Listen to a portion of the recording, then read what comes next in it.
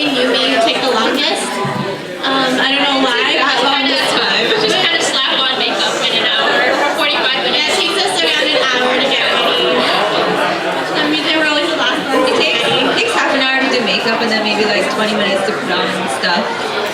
Some costumes can take a really long time. It depends on how complicated your costume is, obviously. But for example, I have no example of this, but if you guys know like a Seo Expo from .hack GU, like I think that's the costume I had with the most pieces, and that took me 3 hours to put on every time I wore it. So that was crazy. And it also depends on if you need to get your body painted. So if your character has gray skin, then obviously that's going to take you like 3 hours for your body You know who we're talking about. I had my Gundam costume took around, I think, 2 hours to put on and off. So yeah, it really depends on your costume. But there are also some costumes like the ones you buy from just internet stores like Cosplay Foo or something like that, Cosplay Magic. Those costumes that you commission from overseas commissioners, those you just slip on and it takes like 10 seconds to put it on, and then the rest is just makeup. So it really depends on what costume you're gonna put on yourself. Yeah. Anyone else have any other questions? Yes. We like you.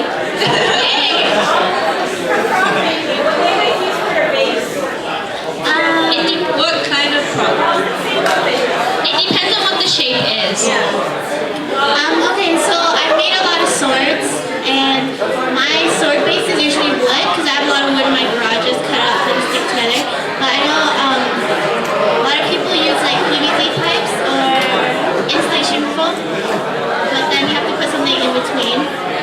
If it's a staff, you can actually go to the dollar store and buy a broomstick and then build on top of that using aluminum foil and masking tape.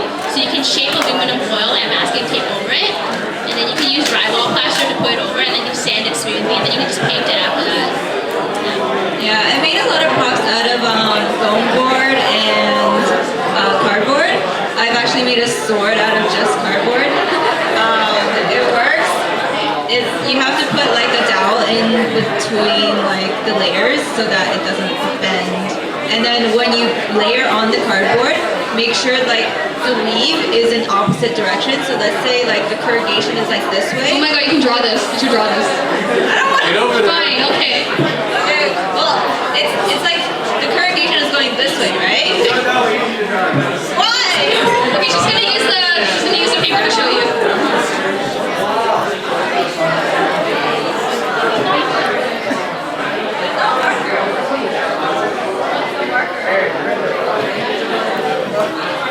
Okay, there's no marker, so I guess she's not gonna draw it. Okay, so anyway, yeah, to layer on cardboard, you have to make sure the corrugation is in opposite ways. She's getting it. So if it's going this way, what? She got it. Oh, she got We love you. Oh my god, we love you. I don't know if it'll work. We really, really like you.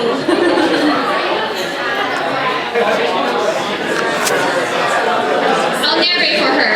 So she's drawing lines right now, so that's the way that one of the cardboard pieces will be corrugated.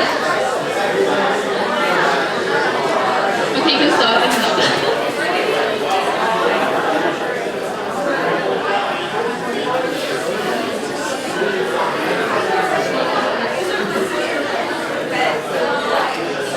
Use the mic. Behind you. Behind you. Okay, so if this is like the top layer, you want to make sure the weave is like you're facing it out. So the first layer, the weave is going like this way,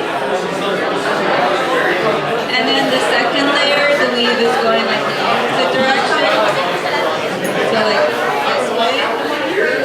It makes it stronger so that the weave is in different directions, one on top of the other. Does that make sense? Yeah? Okay. We hope that makes sense. Yeah, so for any props you do, that's a good way to make it stronger. But you can also layer like in between, I don't know, like dowel or something just to make it stronger. And if you're a lazy prop maker like me, I usually build my props on top of existing like base props. So I build a lot of guns and swords. So for guns, I would go to the dollar store and buy like a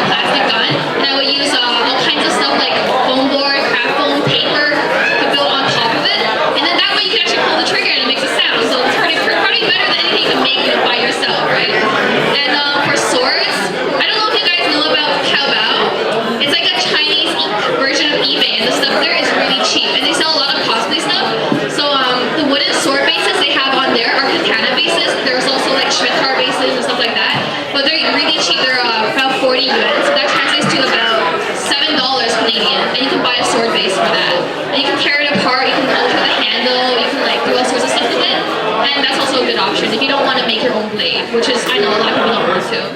Yeah, and Tabo's really good for other stuff too, like wigs. Really cheap wigs. And shoes. Yeah. Everything. We suggest you guys check it out if you guys do not know about it. But like you need to buy through an agent because unless you have like a Chinese bank account, you can't buy stuff directly from there. But you can get English agents that translate the pages and like they order it for you and then you pay the agent.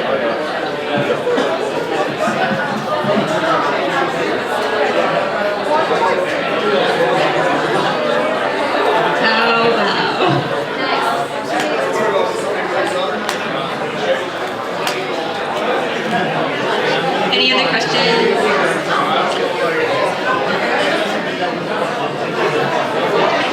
Yes, Julia.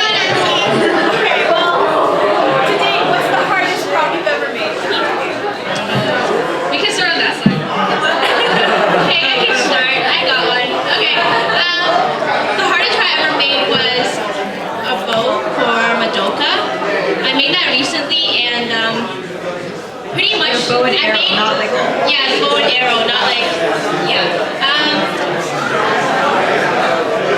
pretty much the bow was it's golden but it's not there's like a hole in the middle so the bow is kind of like this, right? You can draw this, man. Yay!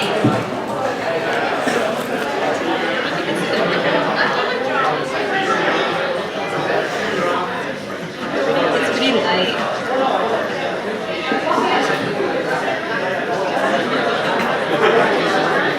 There's like a string there, but there's like Use the mic.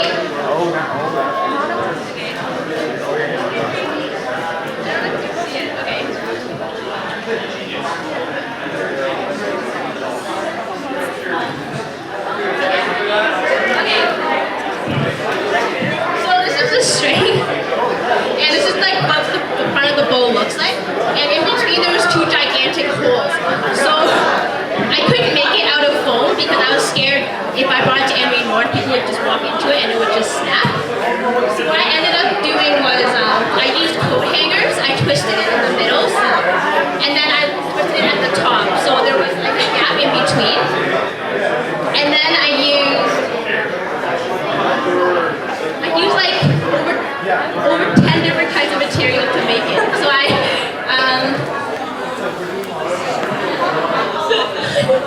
I used a layer of masking tape to build up thickness from the wires, and then I put aluminum foil in it to make it the shape that I want it to be. So I ripped a lot of different strips and I wrapped it on like 20 layers of aluminum foil. And then I masking tape over that to keep the aluminum foil in place. And then I had to drywall plaster it.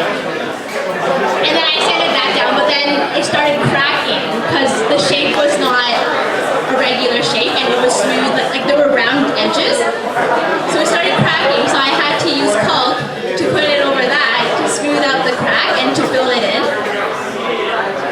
And then when I tried to paint it, the paint didn't stay on because the drywall was really dusty and like it didn't, like my paint didn't stay on at all. So then I ended up covering the whole thing with like gesso and caulk, and then I had to paint over that. So that was probably my most frustrating prop I've ever had to make, and yeah. You did it again. Sorry? You have to make another one. What to do one? What did I learn? Not to make it that way. Yeah. How would you make it again? I don't think I would make that again. We saw it in the hotel room. It looked very frustrating. It turned out well, like it looks good, but I probably wouldn't try to do something like that again. But like now that Probably would work too. Like if you use like a wood that has some bend to it, that works too. But like you would need the right tools to make it. And like since at the time we don't have access to those I don't kind of have tools, a you just kind of have to make do with what you have. But at least now I know what materials work well together and which ones don't. So it's easy. Like I already have most of the stuff at home now, right? So I know what steps to do and what layers I need to put on for the paint to stay, and then what stuff to do. So I think it'd be easier the next time around. If I had it.